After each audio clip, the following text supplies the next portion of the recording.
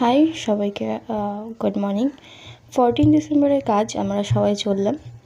আজকে যাচ্ছি হচ্ছে চাঁচলের লাইনে রসিকপুর।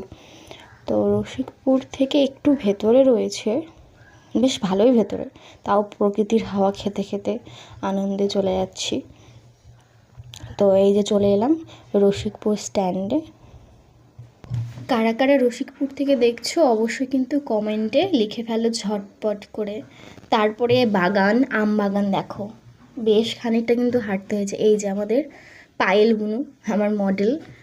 তো যাই হোক, আস্তে আস্তে বেশ ভেতরেই ছিল, অনেকটা হেঁটে যেতে হয়েছে।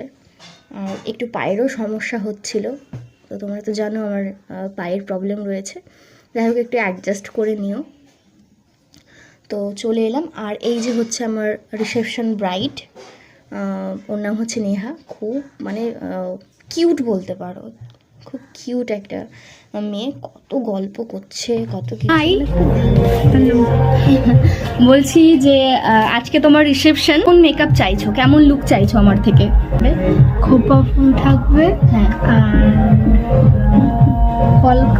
কলকা ছোট থাকবে। আচ্ছা, আর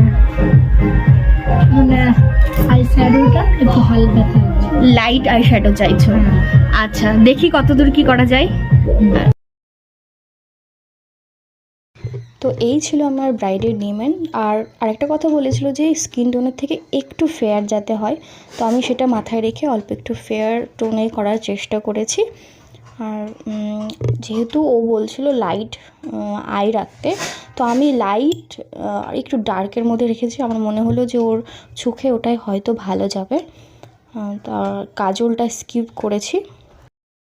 এত মিশুকে এত কথা বলছে, এত ভালো লাগছে কথাগুলো শুনে, সত্যি খুব ভালো লাগলো। আর ওর মেকআপটা এত পছন্দ হয়েছে, বারবার হেসে হেসে বলছে যে না দিদি খুব সুন্দর লাগছে, খুব ভালো হয়েছে। তো সত্যি ওকে খুব মিষ্টি লাগছিল। আর তোমরা রিঅ্যাকশনটা দেখতেই পাচ্ছ, দেখো বারবার বলছে যে খুব ভালো লাগছে।